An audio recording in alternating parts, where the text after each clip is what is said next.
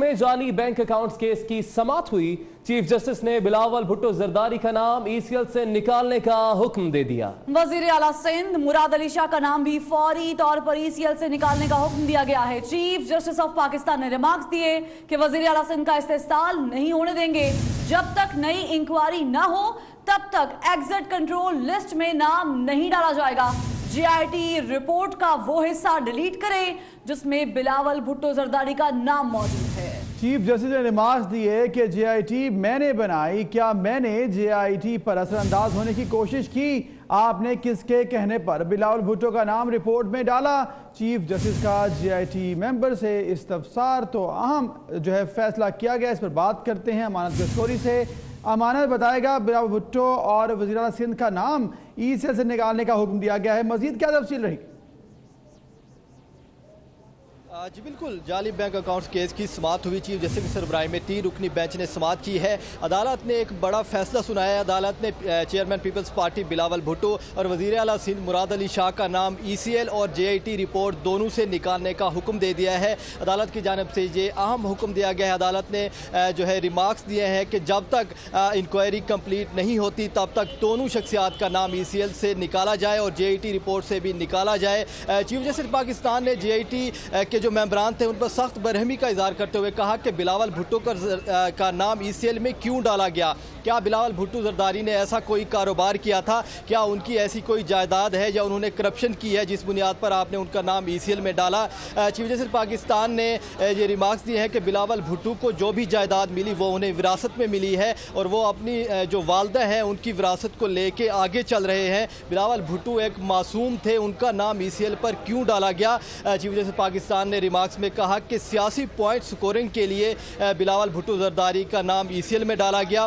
फौरी तौर पर बिलावल भुट्टो जरदारी और वज़ीर आला सिंध मुराद अली शाह का नाम ईसीएल से निकाला जाए। अदालत ने यह हुक्म दिया है और अदालत ने इसके साथ साथ पीपल्स पार्टी के वकील फारूक एच नाइक का नाम भी जेआईटी रिपोर्ट से और ईसीएल से निकालने का हुक्म दिया है। चीफ जस्टिस पाकिस्तान ने इस्तफसार किया जेआईटी मेंबरान से कि हमें वजाहत दें इस बात की कि बिलावल का नाम क्यों शामिल किया गया। क्या किसी के कहने पर ऐसा किया गया या किसी की सिफारिश पे बिलावल भुट्टो जरदारी का नाम ईसीएल में डाला गया? क्योंकि बिलावल भुट्टो जरदारी ने ऐसा कोई गलत काम नहीं किया, ना ही उन्होंने करप्शन की है, तो फिर क्यों उनका नाम ईसीएल में डाला गया? ऐसा लग रहा है कि सियासी पॉइंट स्कोरिंग के लिए ऐसा किया गया है। ताहम अदालत ऐसा नहीं होने देगी। तहकीकात जो है वो शफाफ हों। शाह का नाम फौरी तौर पर ईसीएल से और जेआईटी रिपोर्ट से निकाला जाए। चीफ जस्टिस पाकिस्तान ने यह भी अपने रिमार्क्स में कहा कि मुराद अली शाह का हम इस्तेसाल नहीं होने देंगे। वो मुल्क के दूसरा जो सबसे बड़ा सूबा है उसके वजीर आला हैं और वो मुल्क से भाग नहीं रहे।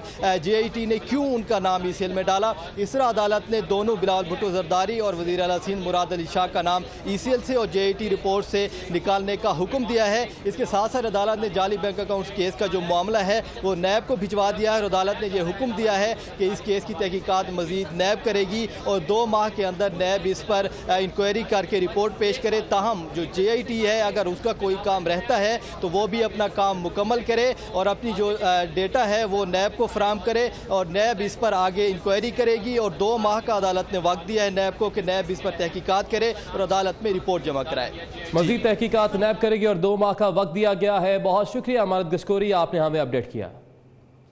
बिलावल भुट्टो जरदारी के वकील लतीफ खोसा ने सुप्रीम कोर्ट के बाहर मीडिया से गुफ्तगू की। क्या गुफ्तगू की, आइए जानते हैं।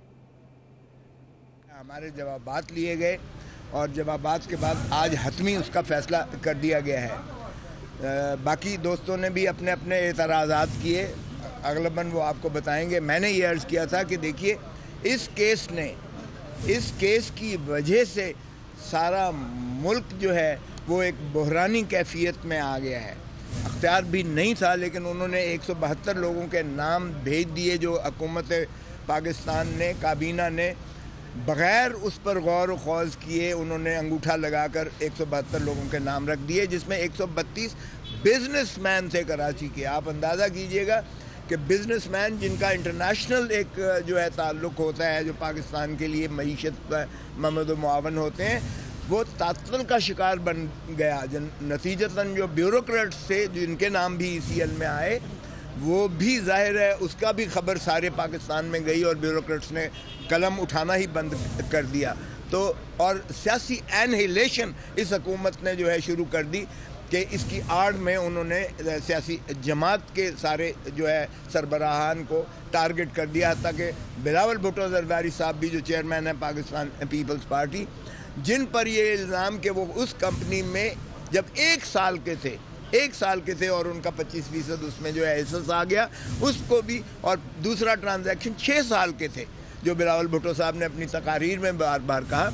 और ये बात जब तकाबल कराई और फिर इसीलिए मैंने अर्ज़ किया कि देखिए, जहां आपने जमहूरियत को जो है कायम और दायम रखने और उसके तसलसल में सुप्रीम कोर्ट ने बहुत बड़ा किरदार अदा किया, और सियासतदानों ने भी, जिसके नतीजे में और पाकिस्तान पीपल्स पार्टी को इसका तुर्रा इम्तियाज़ जाता है कि तसलसल से इंतकाल इक़्तिदार तीसरी मरतबा मुमकिन हो पाया। तो ये इसमें सुप्रीम कोर्ट ने बहुत बड़ी एक रोल अदा किया। तो चीफ जस्टिस साहब ने आज जो फैसला फाइनल किया है, उसमें उन्होंने चेयरमैन बिलावल भुट्टो जरदारी साहब का हुक्म किया है कि नाम न सिर्फ ECL से हटाया जाए, बल्कि JIT की रिपोर्ट में भी अगर उनके ख़िलाफ़ कोई ऑब्जर्वेशंस हैं तो उनको भी जो है उन्होंने कलअदम करार दे दिया।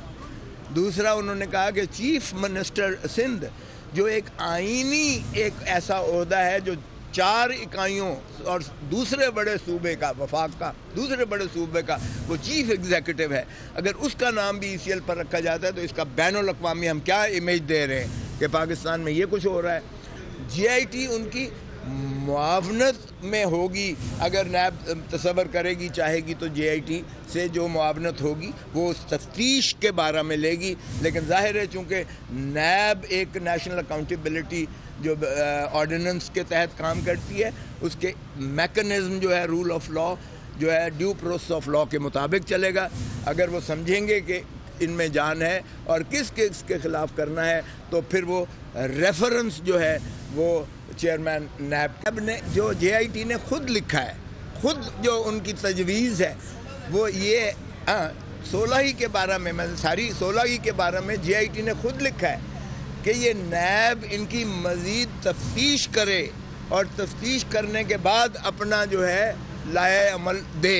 और जाहिर है कि चूँकि नैब का कानून एक कोडिफाइड लॉ है और हम कोई कॉमन लॉ कंट्री नहीं है, इसलिए चीफ जस्टिस साहब ने इस चीज़ से एतराज़ किया। उन्होंने कहा ये सिर्फ तफ्तीशी ये रिपोर्ट है, इसकी इससे अलावा और कोई वैल्यू नहीं है, ये ना सहीफ़ा आसमानी है, ना हम इसे कोई मुस्तनद इस पर कोई स्टैंप लगा रहे।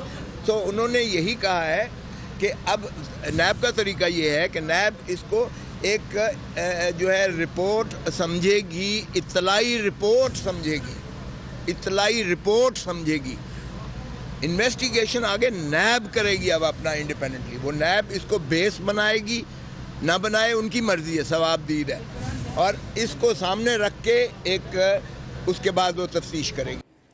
कराची की बैंकिंग कोर्ट ने मुबैना मनी लॉन्ड्रिंग केस में साबिक सदर पाकिस्तान आसिफ अली जरदारी और उनकी हमशीरा फरियाल तालपुर की उबूरी जमानत 23 जनवरी तक तौसी दे दी है। इसमें तफसीलात क्या है, इस रिपोर्ट में जानिए। कराची की बैंकिंग कोर्ट में हुई मनी लॉन्ड्रिंग केस की समाअत साबिक सदर आसिफ जरदारी और उनकी हमशीरा फरियाल तालपुर और दीगर अदालत में पेश हुए। इस मौके पर अदालत के बाहर जयालों ने साबिक सदर के हक में भरपूर नारेबाजी की।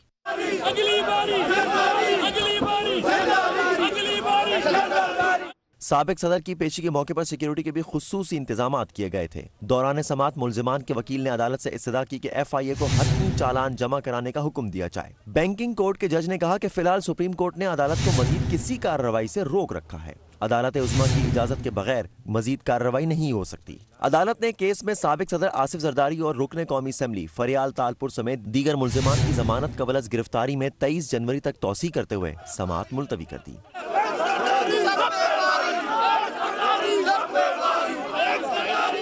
समाअत के बाद मीडिया से बात करते हुए पीपल्स पार्टी सिंध के सदर निसार खोड़ो ने कहा कि हुकूमत ने बदनीयती की बुनियाद पर पासपोर्ट जमा होने के बावजूद नाम ECL में डाले। मैं समझता हूं कि जब पासपोर्ट जमा हो तो फिर ECL पे नाम डालने का मतलब यह है कि आप सियासतदान को जो अवामी नुमाइंदा है, इलेक्टेड नुमाइंदा है, उसको बेइज्जत कर रहे हो, उसकी तजलील हो रही है, जानबूझकर हुकूमत ये कर रही है। रुकन कौमी असम्बली नफीसा शाह ने तहरीक इंसाफ पर तनकीद करते हुए कहा कि एक जानिब असगर खान केस में कई साल तक FIA रिपोर्ट न दे सकी और दूसरी जानिब चंद माह में GIT रिपोर्ट पेश भी कर दी गई।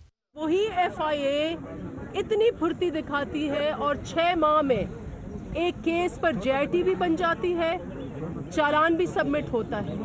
समाअत के मौके पर केस में गिरफ्तार अब्दुल मजीद गनी और हुसैन लवाई को भी अदालत में पेश किया गया। अदालत ने केस में मफरूर मुल्जिमान के नाकाबिल जमानत वारंट गिरफ्तारी जारी कर दिए। उधर पीपल्स पार्टी के रहनुमा मंजूर वसान कहते हैं 2019 आइंदा सालों के सिमत का तयन करेगा। नवाज शरीफ 2019 में जेल से बाहर आ जाएंगे। ये साल PTI हुकूमत के लिए खतरनाक होगा। उन्होंने मजीद क्या कहा, आपको दिखाते हैं। हमारे साथ मौजूद है पाकिस्तान पीपल्स पार्टी के सीनियर रहनुमा जो है मंजूर वसान साहब। वसान साहब, नया साल, नया जुनून, तब्दीली का आप ख्वाबों के सियासी जादूगर रहे हैं, क्या ख्वाब देख रहे हैं, क्या होने जा रहा है 2019 में? देखिए, जैसे मैंने पहले ही कहा था कि 2019 थोड़ा सा दूसरे सालों में मुख्तलफ और मुनफरद होगा। इसमें आम फैसले होंगे। जिस तरह आवाम की, लोगों की तवक्कुआत थी इमरान खान के साथ, वो फुलफिल नहीं हो रही हैं। अब कल क्या प्राइम मिनिस्टर हाउस में खाली कर रहा हूँ, वली अहद शेख जैद बिन नहान आया जो इधर UAE का, तो फिर वही प्राइम मिनिस्टर हाउस खोला गया। अगर ये कहीं कन्वर्ट दूसरी जगह पे कर देते तो कहाँ उनको बिठाते? तो ये ख्वाब और जिस तरह की बातें हैं वो अमली नहीं होती हैं। सर साहब, आपने जो जेल साफ कराए थे वो जेल किस लिए साफ कराए थे? जेलों में जाएगा कौन?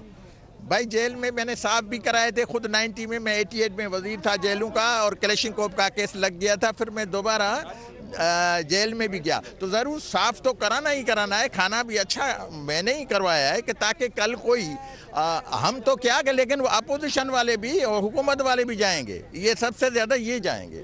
जी बिल्कुल, ये थे वज़ीर जेल खान मंजूर वसान साहब, जिनका कहना है कि उन्होंने जेल उनके लिए साफ करा, जिनको वहाँ पर सहूलियात फराहम की जाए। जी जी, आगे बढ़े, आगे बताएं। साबिक वज़ीर आला शहबाज शरीफ की लैपटॉप स्कीम में अरबों रुपए की करप्शन का इंकशाफ हुआ है। अहम खबर है, लैपटॉप स्कीम 2016-17 के लिए साबिक चीफ सेक्रेटरी का शहबाज शरीफ के हिदायत से मुतालिक हुक्मनामा भी सामने आ चुका है। साबिक चीफ सेक्रेटरी ने सेक्रेटरी हायर एजुकेशन को लिखा कि शहबाज शरीफ के हुक्म पर फौरी अमल किया जाए। बात करेंगे सऊद बट से। सऊद बट, बताइएगा क्या मामला है ये?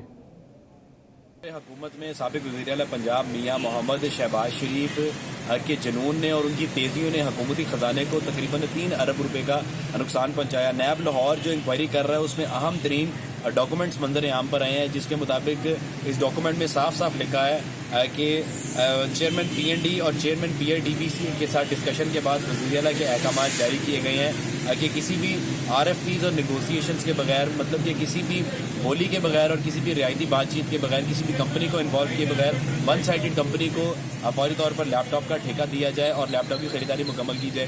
2016-17 का ये डॉक्यूमेंट है जिसमें लिखा हुआ है कि 4 अरब रुपए मुख्तस किए गए से लैपटॉप स्कीम के लिए 1 लाख लैपटॉप की खरीदारी अमल में लानी थी, लेकिन ये मंसूबा क्योंकि वन साइडेड कंपनी को दे दिया गया तो कंपनी ने i7 लैपटॉप्स की जो स्पेसिफिकेशंस का मरासला भिजवाया पंजाब हुकूमत को। उसके मुताबिक 65,000 से 70,000 रुपए का ये लैपटॉप है।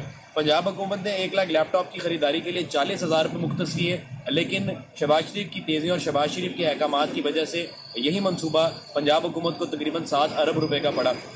ज़राए की जानिब से बताया गया है कि नैब में जो मज़कूरा कंपनी थे उसके CEO भी पेश हुए हैं। उन्होंने तमाम तर अपना रिकॉर्ड भी नैब लाहौर के हवाले किया है, अपने बयानात भी कलमबंद करवाए हैं। साबिक चीफ सेक्रेटरी से भी इस बारे में सवालात किए गए हैं नैब लाहौर में, और अब इंक्वायरी जो है वो काफ़ी हद तक आगे बढ़ चुकी है। नैब लाहौर ने जो हायर एजुकेशन डिपार्टमेंट है उनके साबिक सेक्रेटरी जिनको मरासला जारी किया गया था नसीम नवाज़, उनका भी बयान रिकॉर्ड किया हुआ है। उसके अलावा जितना लैपटॉप की खरीदारी का रिकॉर्ड था वो भी नैब लाहौर के पास है।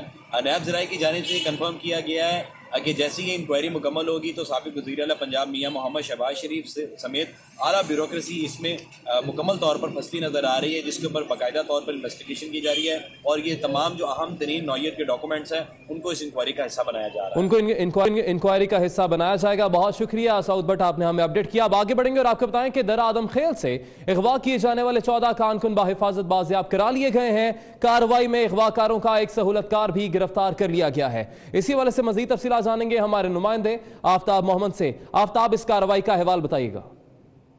गुज़िश्ता रोज़ दरदम खेल से 14 कारकुनों को अगवा किया गया था, जिसमें 10 ज़िला शामिला से ताल्लुक़ रखते हैं। इसी तरह उनको आज सिक्योरिटी फोर्सेस ने कामयाब कार्रवाई के दौरान जो पेशावर से मुतसिल इलाका है इफ़ार्स, तो वहाँ कशनगढ़ के मकाम से बाजियाब करा लिया गया है। और इसी हवाले से ज़राए का कहना है कि इसको एक मकान में महसूर रखा गया था और उसको उस वक्त अगवा किया गया था जब वो मकान में मसरूफ़ थे। गन पॉइंट पर उनको नामालूम अफराद ने अगवा किया। और इसी तरह ज़राए का मज़ीद कहना है कि इसमें एक सहूलियतकार को भी गिरफ़्तार कर लिया गया और उसको बाकायदा तौर पर वहाँ इस वक्त मकामी इंतज़ामिया के हवाले किया जा रहा है और उसको बाकायदा तौर पर बानियाज़ा खान मुंतकिल किया जाएगा। इसी तरह जो सहूलियतकार गिरफ़्तार है तो उसकी निशानी पर मज़ीद कार्रवाई भी शुरू की गई है और इसी तरह उन्होंने बाकायदा तौर पर इतराफ़ जुर्म भी कर लिया है। और इस तरह ज़राए का मज़ीद कहना है कि उनसे तफ्तीश शुरू कर दी गई है। और इसी तरह कारकुन एक मकान में महसूर रखे थे उन्होंने और इस वक्त कामयाब कार्रवाई के दौरान तमाम 14 के 14 जो कारकुन हैं उनको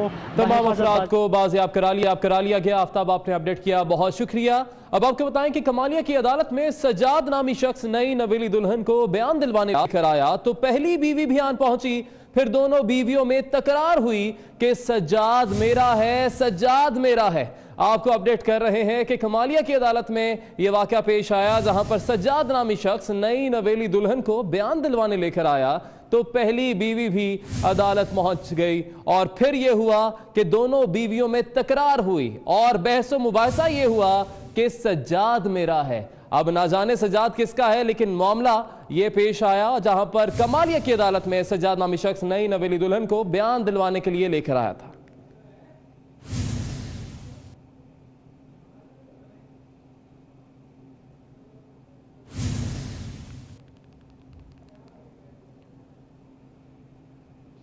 उधर एचएसएन कॉलेज लाहौर के जहानी उस्ताद जेफरी डिगलसन लैंडलिंग्स की आखिरत अदा कर दी गई हैं। आखिरी रसूमात में कोर कमांडर लाहौर माजिद एहसान, कायम मकाम गवर्नर चौधरी परवेज इलाही, वजीर दिफा परवेज खटक ने आखिरी रसूमात में शिरकत की। एचएसएन कॉलेज के तुलबा भी आखिरी रसूमात में शरीक हुए। आपको अपडेट कर रहे हैं, मनाजर भी दिखा रहे हैं। एचएसएन कॉलेज लाहौर के जहानी उस्ताद जेफरी डिगल लैंडलिंग्स की आखिरी रसूमात अदा कर दी गई हैं। और आपको ये भी बताएं कि आखिरी रसूमात में कोर कमांडर लाहौर माजिद एहसान, कायम मकाम गवर्नर चौधरी परवेज इलाही, वजीर दिफा परवेज खटक ने आखिरी रसूमात में शिरकत की, जबकि एचएसएन कॉलेज के तलबा भी आखिरी रसूमात में शरीक हुए। आपको अपडेट कर रहे हैं कि जेफरी डिगलसन लैंडलिंग्स की आखिरी रसूमात अदा कर दी गई हैं। एचएसएन कॉलेज लाहौर के जहानी उस्ताद थे और आखिरी रसूमात में कोर कमांडर लाहौर माजिद एहसान, कायम मकाम गवर्नर चौधरी परवेज इलाही, वजीर दिफा और दीगर ने भी शिरकत की। मजीद तफसीलात जानेंगे हमारे नुमाइंदे सालिक नवाज से जो कि इस वक्त वहीं पर मौजूद हैं। सालिक, अपडेट कीजिएगा। आज बिल्कुल जेल रोड पर वाक़ गोरा कब्रिस्तान में जो एचएसएन कॉलेज के प्रोफेसर हैं आन जहानी जेफरी डिगलस, इनकी आखिरी रसूमात की अदायगी के बाद यहाँ पर इन्हें सपोते खाक किया जा रहा है। जबकि इस मौका पर जो वजीर दाखिला हैं के परवेज खटक, मियाँ यूसुफ सलाहुद्दीन, साबिक सूबाई वजीर तलीम मियाँ इमरान मसूद समेत दीगर जो जिंदगी के शोबा जात से ताल्लुक रखने वाले अफराद हैं, उनकी एक बड़ी तादाद यहाँ पर मौजूद है। जबकि इस मौका पर चित्राल पुलिस के चाको चौबंद दस्ते तफ्तीश अपनी बच्ची के कत्ल का इतराफ कर लिया है। मुखालिफिन पर केस बनाने के लिए बेटी को गला दबाकर कत्ल किया गया। अफसोसनाक खबर से आपको अपडेट कर रहे हैं। आरिफ वाला में 7 साल की बच्ची के कातिल उसके ही अपने वालिदैन निकले। मुलजिमों ने दौरान तफ्तीश अपनी बच्ची के कत्ल का एतराफ किया है। मुखालिफिन पर केस बनाने के लिए बेटी को गला दबाकर कत्ल कर दिया गया। खून सफ़ेद हो गया है। आरिफ वाला में ये वाक़या पेश आया है अफसोसनाक, जहां पर वालिदैन ने अपने ही जिगर गोशे को गला दबाकर कत्ल कर दिया और मुखालिफिन पर केस बनाने के लिए ये कदम उठाया गया।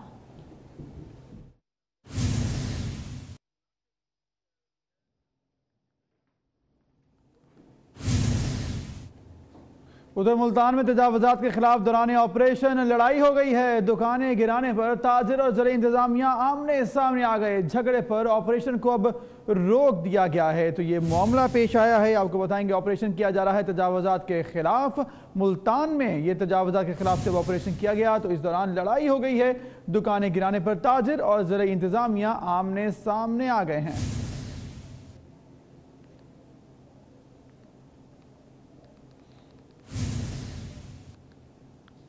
उधर हरिपुर की तहसील गाजी के गवर्नमेंट प्राइमरी स्कूल में भारतीय गानों पर बच्चों का रक्स असातिज़ा महजूज होते रहे। 24 न्यूज़ ने बच्चों के भारतीय गानों पर रक्स की फुटेज हासिल कर ली है। बच्चों से स्कूल के सहन में रक्स करवाया गया है और असातिज़ा जो है महजूज होते रहे। बच्चे वहां पर डांस करते रहे और वो भी भारतीय गानों पर असातिज़ा महजूज होते रहे। और ये मनाजिर भी आपको हम दिखा रहे हैं। 24 न्यूज़ ने बच्चों के भारतीय गानों पर रक्स की फुटेज हासिल की है और बच्चों से स्कूल के सहन में ये रक्स करवाया गया है। ये मनाजिर भी आप देख सकते हैं। हरिपुर की तहसील गाजी के गवर्नमेंट प्राइमरी स्कूल में ये वाक़या पेश आया।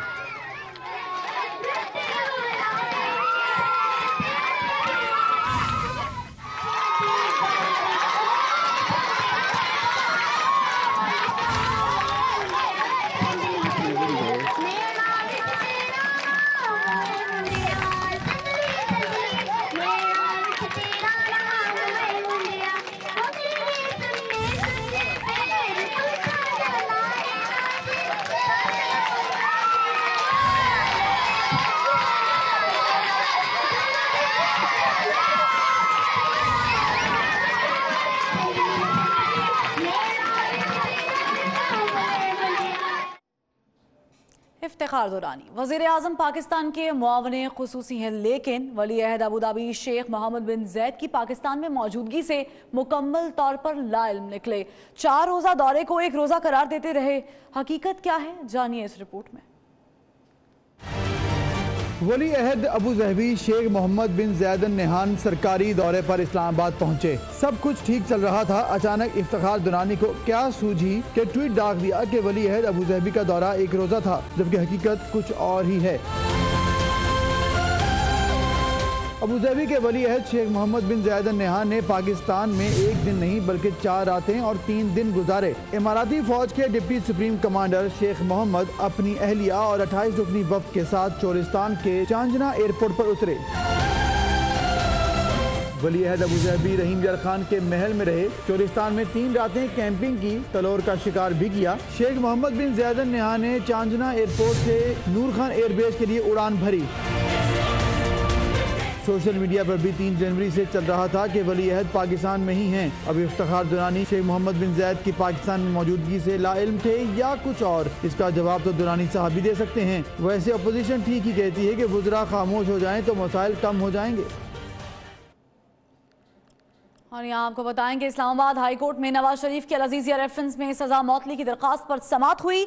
Chief justice Islamabad high court other Minallah ने रिमार्क्स दिए कि अपील समाअत के लिए मुकर्रर नहीं हुई। सजा मौतली कैसे सुन सकते हैं? ख्वाजा हारिस ने कहा कि अपील पर नंबर लग चुका है, जिस पर कोर्ट ने कहा कि जब तक अपील समाअत के लिए मंजूर नहीं होती सजा मौतली नहीं सुन सकते।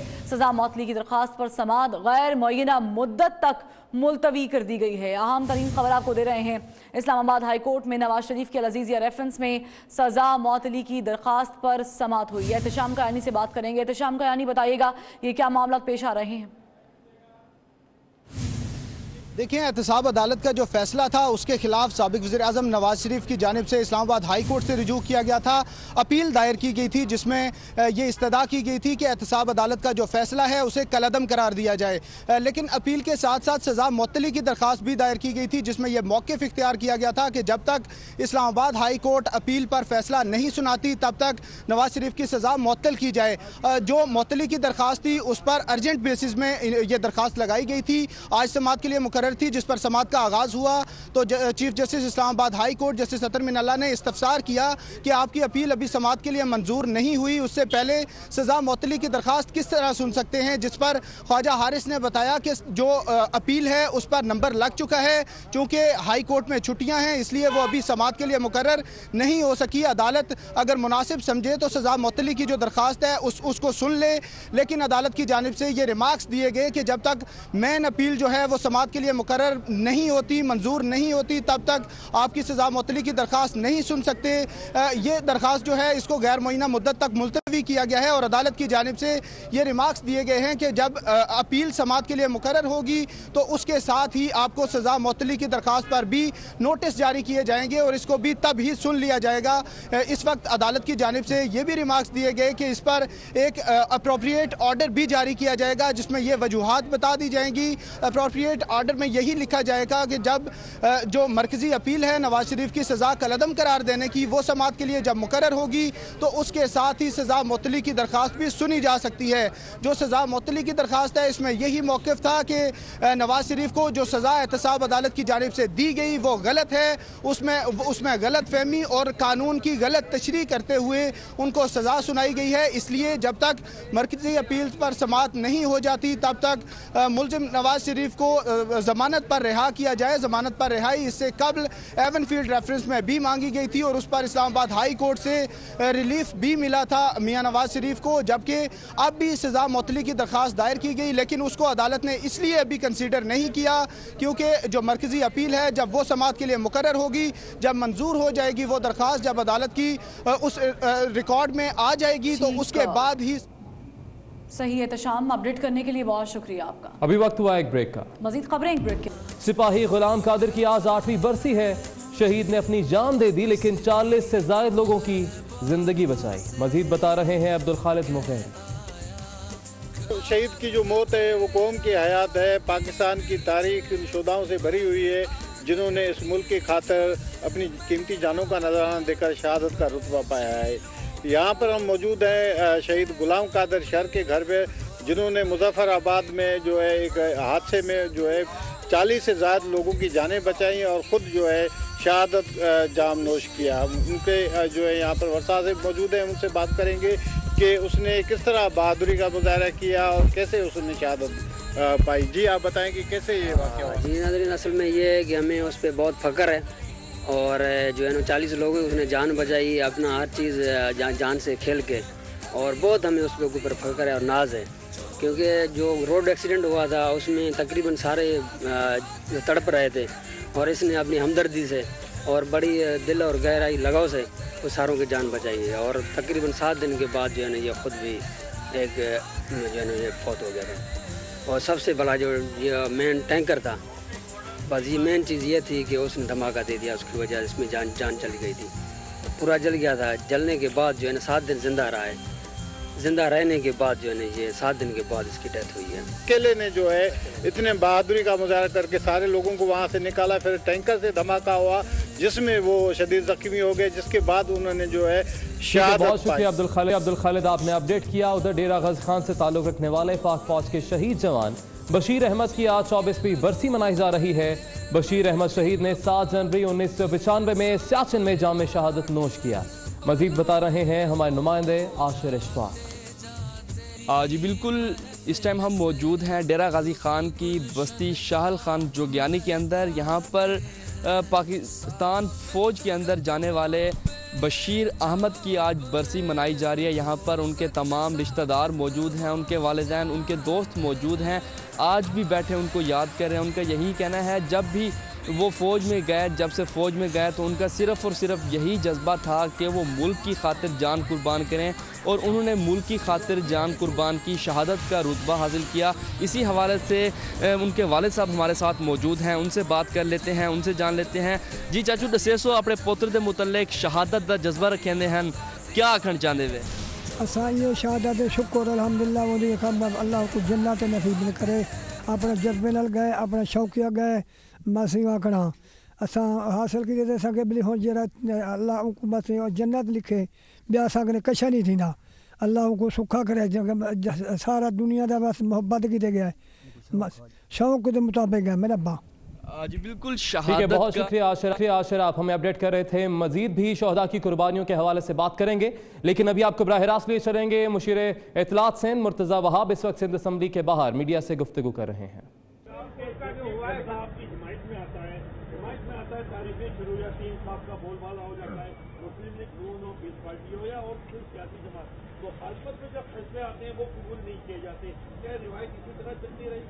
देखिए, हमने तो हमेशा अदालतों का एहतराम किया और फैसलों का भी एहतराम किया है। भुट्टो शहीद का फैसला हुआ, हमने कभी किसी कोर्ट के ऊपर, किसी इदारे के ऊपर अटैक नहीं किया। हमने फैसले को एक्सेप्ट किया। आज हमारी सिर्फ रिजर्वेशन नहीं है, आज पूरी कौम की रिजर्वेशन है उस फैसले के ऊपर। इवन उन लोगों की रिजर्वेशन है जिन लोगों ने उस फैसले को पास किया था। तो मैं समझता हूँ पाकिस्तान पीपल्स पार्टी ने अपनी तर्ज सियासत से हमेशा शो किया है कि हम इदारों का एहतराम करते हैं, अदालत का एहतराम करते हैं, और हम आज भी इस बात पर कायम है कि हम अदालती मामले को, कानूनी मामले को अदालत में पेश करेंगे, और जो अवाम का मुकदमा है, अवाम के मामलात हैं, उसको सियासी जो हमारे इदारे हैं, पार्लिमानी इदारे हैं, सड़क है, इंशाल्लाह उसमें पेश करेंगे। ये बताइएगा कि शेख जो पेशन गोया करने वालों में रेलवे के वजीर शेख रशीद भी शामिल थे, आज शेख रशीद का क्या हाल होगा? मैं समझता हूँ सिर्फ शेख साहब नहीं, बल्कि ऐसे बहुत सारे लीडरान जो अजरक का पॉकेट स्क्वायर लगा के समझते थे कि वो सिंध की पॉइंट्स को उजागर कर सकते हैं, सिंध की आवाज़ बन सकते हैं। मैं समझता हूँ सबके घरों पर सफाई मातम होगा। उनको समझ नहीं आ रहा होगा कि उन्होंने इतनी बड़ी बड़ी पेशन गोइयाँ की थी, इतनी बड़ी बड़ी बातें की थी, अब वो आज क्या प्रेस कॉन्फ्रेंस करेंगे। इसीलिए मैं गुजारिश करता हूँ बार बार PTI के दोस्तों को कि बात करने से गुरेज करें। बात करना उनका काम नहीं है, उनका काम है हुक्मरानी करना। उनको इख्तिदार मिल गया इस्लामाबाद में, वो अच्छी पॉलिसीज के ऊपर काम करें, आवाम के मसाइल के ऊपर काम करें। पाकिस्तान पीपल्स पार्टी उनका हाथ बटाएगी, उनका साथ देगी। लेकिन अगर वो साजिशें करेंगे, अगर वो ओछे हथकंडों पे आएंगे, अगर बिलो द बेल्ट इल्जाम लगाएंगे, तो इसी तरह उनकी जगहसाई होगी। बिलावल का नाम जो है ECL के तो सुप्रीम कोर्ट ने आर्डर दे दिया, लेकिन साबिक सदर आसिफ अली जरदारी और फरियाद तालपुर के हवाले से कोई बातचीत नहीं। तो क्या आप अदालतों से यही उम्मीद रहती है कि उनको भी इसी तरह बाइज्जत जो है उनका नाम निकाला जाएगा? देखिए, सबसे पहले तो मैं थोड़ी सी तस्वीर कर दूं आपकी कि बिलावल साहब का और चीफ मिनिस्टर का नाम सिर्फ ECL से नहीं बल्कि GIT रिपोर्ट से भी निकालने का हुक्म दिया गया, जो हमें ब्रीफ किया गया हमारे वकला ने। तो अदालतों का एहतराम करती हैं, इदारों का एहतराम करते हैं। जो जो कानूनी हमारे पास रास्ते हैं हम उनको इख्तियार करते हुए इंशाअल्लाह अदालतों से रुजू करेंगे, इदारों से रुजू करेंगे, और हमें मुकम्मल यकीन है इंशाअल्लाह कि हमें इंसाफ के तकाज़ों को बरूए कार लाते हुए इंसाफ मिलेगा। और इंशाअल्लाह ECL छोड़े, इन GIT की जो फाइंडिंग अब इवेंचुअली NAB से इंक्वायरी होगी उससे भी हमारा नाम निकलेगा। ये बता दीजिएगा, आज सुप्रीम कोर्ट ने यह भी कहा कि मुराद अली शाह, बिलावल, फारूक नायक और अनवर मंसूर, इनके नाम जहाँ पर GIT में हैं वो उसका हज़फ कर लिया जाए। तो PTI का कहना है कि ओमनी ग्रुप इन सबको सब्सिडी में मुराद अली शाह का किरदार था, ये सारा काम मुराद अली शाह ने किया। तो आप क्या समझते हैं, ये जो इस्तीफा मांग रहे थे अब कहाँ जाएंगे और ये कैसे होगा? अच्छा, मैं समझता हूँ कि जो लोग इखलाकी बुनियादों पर इस्तीफ़ा मांग रहे थे वज़ीर आला मुराद अली शाह साहब से, मैं समझता अब उनके अंदर इतनी इखलाकी जुर्रत होनी चाहिए कि आज के फ़ैसले के बाद ख़ुद इस्तीफ़ा पेश कर दें, या तो इस्तीफ़ा दे दें या फिर इस तरह की बातें करना आप छोड़ दें। देखिए, मैं समझता हूँ और मैंने ये बात बार बार की है कि अगर शुगर मिलों को सब्सिडी दी गई तो किसी एक बिज़नेस ग्रुप को नहीं दी गई, वो सब्सिडी सिंध की आवाम को, सिंध के आबादगारों को दी गई। वो सब्सिडी देने के पीछे अदालती अहकामात थे जिनके बेसिस के ऊपर सब्सिडी दी गई, और सिर्फ मैं समझता हूँ ओमनी ग्रुप को ये सब्सिडी नहीं दी गई। बहुत सारे ऐसे अहम PTI के लोग हैं जिनके शुगर मिलों को भी सब्सिडी दी गई। अगर आप मुझसे नाम पूछना चाहेंगे तो मैं नाम दे दूंगा, अगर आप मुझसे दस्तावेज़ात मांगेंगे तो मैं दस्तावेज़ात भी दे दूंगा। सिमिलरली अगर ट्रैक्टर स्कीम की बात करते हैं तो उसके अंदर भी किसी एक बिजनेस ग्रुप को फ़ायदा नहीं पहुंचाया गया। ये सिंध के काश्तकारों को ट्रैक्टर स्कीम दी गई थी ताकि सस्ते रेट्स में उनको ट्रैक्टर मिल सके। इसका भी फ़ायदा सिंध की आवाम को हुआ, और जिन कंपनीज़ के थ्रू वो ट्रैक्टर दिए गए वो किसी एक कंपनी का, किसी एक बिजनेस ग्रुप के नहीं थे, मल्टीपल कंपनीज थी। अगर सबका मैं समझता हूँ जायज़ा लिया जाए तो वो ज़्यादा बेहतर होगी। जहाँ तक कैप्टिव पावर की सब्सिडी थी, मैं समझता हूँ वो एक शख्स जिसने वो मंसूबा इस असेंबली में पेश किया था और उसके बाद कानून साजी की गई, मैं समझता हूँ वो इस्तीफे का मुतालबा कर रहा था। आज के फैसले के बाद उसको भी ज़रा नज़रसानी करनी चाहिए ऐसे मुतालबात के ऊपर, और मैं समझता हूँ उसके अंदर इतनी अखलाकी जुर्रत होनी चाहिए कि वो भी इस्तीफा दे दे। अच्छा, आपको ये कहा जा रहा है हलीम आदिल शेख की जानिब से कि आप इलेक्शन हार गए और वो जीत गया, तो आपका कह रहा है कि आप हारे हुए हुक्मरान कैसे बन गए? वतु इज़्ज़ु मंतशा वतु ज़िल्लु मंतशा, अल्लाह ताला जिसको इज़्ज़त देना चाहे इज़्ज़त दे सकता है। मैं शायद हार के भी जीत गया और वो जीत के भी हार गए। 6000 वोट लिए थे हलीम आदिल शेख साहब ने। ये भी जिस तरह का इलेक्शन हुआ तो आपको याद होगा, मैंने 8500 वोट लिए थे। मुझे मेरी आवाम ने वोट दिया, और मैं समझता हूँ कि ईमानदारी से काम करने के लिए मुझे किसी वोट की भी ज़रूरत नहीं है। मैं अपना काम करता रहूँगा, इनकी नालायकियों को उजागर करता रहूँगा। अगर ये समझते हैं इस तरह के मुतालबात करने से मैं अपने काम से पीछे हट जाऊँगा, उनकी बेईमानी को, उनकी इखलाकी बेईमानी को एक्सपोज नहीं करूँगा, तो मैं समझता हूँ वो गलत है।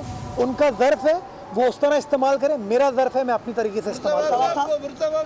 उन्होंने ऐलान किया है कि आप जो मुशीर बने हैं उसके खिलाफ भी अदालत में जाएंगे, हलीम आदिल ने कहा था। बिस्मिल्लाह करें जी, मुझे कोई एतराज़ नहीं है, उनका हक़ है अदालत में जाने का। बट मैं समझता हूँ कि जो PTI के दोस्त हैं वो कागजात को पढ़ते नहीं हैं। मेरे ख़िलाफ़ जो अदालती फ़ैसला आया था वो अदालती फ़ैसला ऑनरेबल सुप्रीम कोर्ट ने 2017 फरवरी में सस्पेंड कर दिया था, तो इस वक्त मेरे ख़िलाफ़ कोई फ़ैसला ऐसा है नहीं। तो मैं गुजारिश करूँगा अपने PTI के दोस्तों से कि पहले कागजात को पढ़ लिया करें, और अगर पढ़ने में इशू है तो मुझसे रुजू कर ले, मैं खुद उनको पढ़ के चीज़ें बयान कर दूँगा।